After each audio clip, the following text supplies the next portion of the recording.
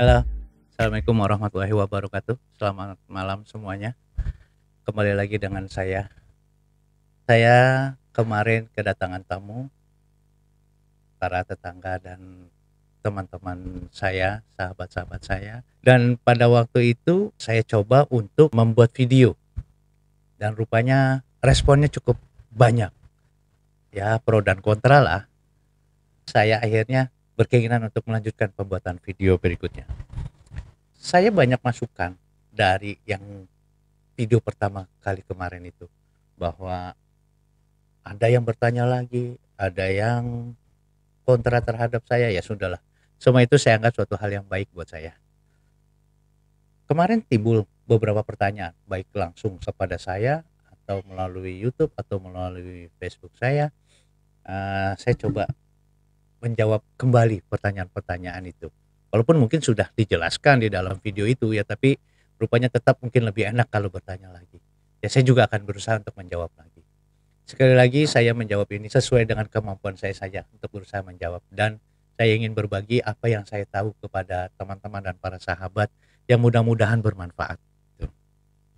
Ada satu pertanyaan yang kemarin ditanyakan langsung kepada saya. Dokter, kenapa saya habis divaksin malah jadi sakit COVID? Bahkan ada beberapa orang disuntik vaksin sakit COVID terus meninggal. Nah, gimana dokter menjelaskannya? Sekarang saya akan coba untuk menjelaskan, mudah-mudahan bisa untuk membantu meringankan pikiran teman-teman semuanya ya. Begini, kita tahu bahwa kenapa orang habis divaksin itu malah tambah sakit. Yang kita perlu ketahui adalah bahwa COVID-19 itu memiliki masa inkubasi 14 hari. Jadi ada yang sekarang sakit, ntar 14 hari baru nongol gejalanya. Jadi banyak macam-macamnya variasinya. Nah, pada saat orang habis divaksin malah terkena sakit COVID, kemungkinan besar dia memang sudah terkena COVID sebelumnya. Jadi itulah alasannya kenapa habis divaksin dia malah timbul gejala beberapa hari kemudian. Makanya sebaiknya kami menyarankan untuk yang akan divaksin coba diperiksakan dulu beberapa pemeriksaan yang bisa menyangkal keberadaan COVID-nya. Misalnya dengan pemeriksaan antigennya, antibodinya, PCR-nya, atau mungkin bisa juga dari lihat saja gejala-gejala. Adakah tanda-tanda influenza atau sakit yang mirip-mirip kayak COVID gitulah ya. Ada batuk, pilek, demam, sesak napas, bahkan hilang penciuman. Ya, mungkin dari tanda-tanda hal yang tadi, apabila ada, ya coba dikasih jeda dulu. Jangan langsung divaksin. Jadi tidak timbul fitnah terhadap vaksinnya. Maksudnya saya ya supaya hal-hal tersebut bisa dihindari. Jadi kalau ada orang sakit setelah dia divaksin, paling mungkin adalah karena sudah terjangkit virus COVID sebelumnya. Paling tidak dalam waktu rentang 2 minggu itu. Jadi begitu ya teman-teman ya, yang bisa menjelaskan. Kalau misalnya habis divaksin bukan gara-gara vaksinnya, tapi dia sudah terkena dulu. Karena kalau sudah terkena mesti dihilangkan dulu tuh virus COVID-nya. Dokter, bukannya kalau habis kena infeksi virus nggak boleh divaksin? Benar. Ini kan pertanyaannya adalah kenapa habis divaksin kena COVID. Nah, kalau sudah kena COVID, bukannya tidak boleh divaksin, tapi dikasih rentang waktu kurang lebih 3 bulan. Kenapa? Dari penelitian yang ada sampai saat ini bahwa setelah orang itu terkena COVID, daya tahan tubuhnya yang paling cepat terkena lagi itu kurang lebih 3 bulan. Jadi 3 bulan dia infeksi baru kena lagi tuh. Jadi antara 1 sampai 3 bulan insya Allah aman. Nah, makanya kalau sudah menderita sakit COVID, setelah 3 bulan baru boleh divaksin lagi. Apakah benar seperti itu? Ya pada dasarnya ini kan kita sama-sama lagi belajar. Kita semua lagi mengadakan penelitian. Seperti apa sih virus COVID ini nih? Makanan apaan sih nih dia nih? Gitu loh. Jadi memang rada-rada susah karena semuanya ini baru. Baru ulang tahun kemarin. Desember itu ulang tahun COVID-nya. Dan mudah-mudahan sih hal tersebut bisa membantu ya para teman-teman dan sahabat supaya bisa lebih jelas kenapa orang habis divaksin itu kok nggak lama langsung sakit COVID. Terus ada lagi nih pertanyaan, dokter boleh gak sih kita milih vaksin? Kalau masalah boleh milih vaksin, menurut saya tidak. Karena kami berpikiran bahwa semua vaksinnya itu dianggap aja semuanya baik. Karena pemerintah sudah mengadakan, menyediakan dan diberikan secara gratis untuk warga negaranya. Ada yang perlu saya jelaskan juga. Mungkin akan saya tampilkan slide tentang beberapa jenis vaksin yang ada di Indonesia. Nah, di dalam slide itu ada 6 jenis vaksin yang akan masuk ke dalam Indonesia. Ada PT Bio Farma Persero, ada AstraZeneca, ada Sinopharm, ada Moderna, ada Pfizer, dan ada Sinovac Biotech.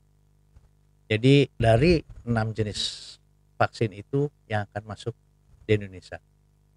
Dari semuanya yang 6 ini ada beberapa jenis secara kasar, secara gampang ya gitu ya. Ada yang masuknya dan dibuatnya berdasarkan virus yang utuh.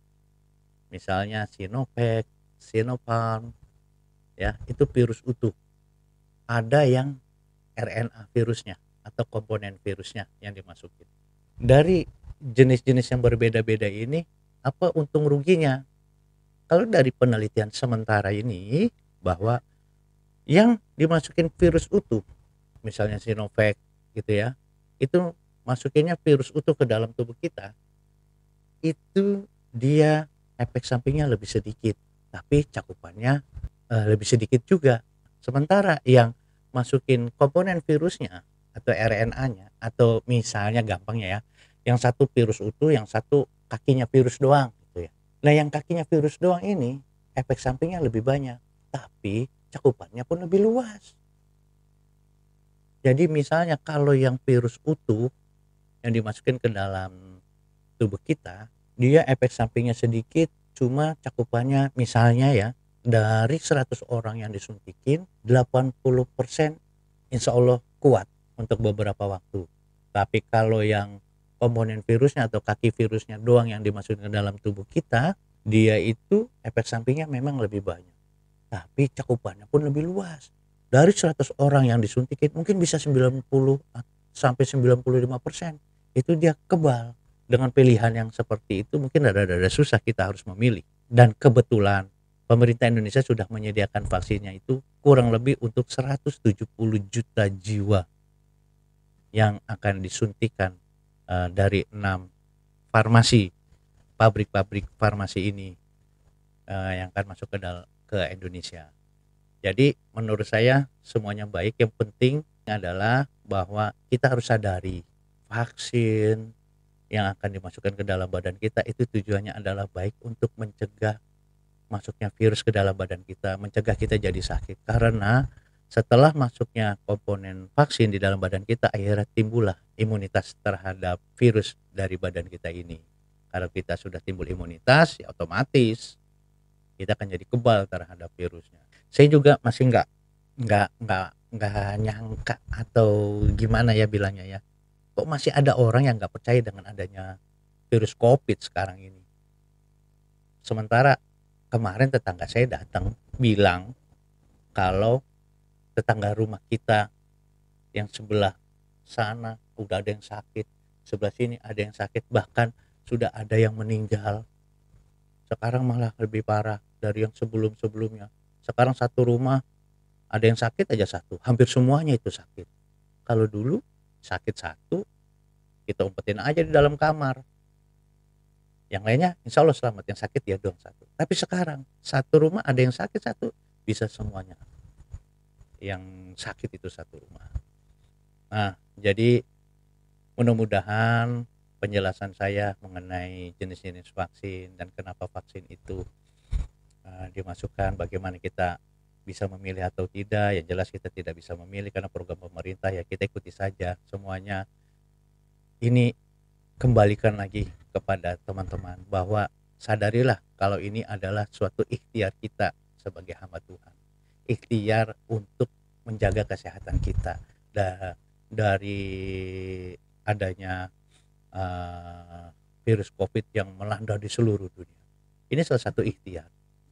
Ya, dengan harapan ikhtiar yang kita kerjakan ini bisa diterima Allah, bisa diterima Tuhan kita.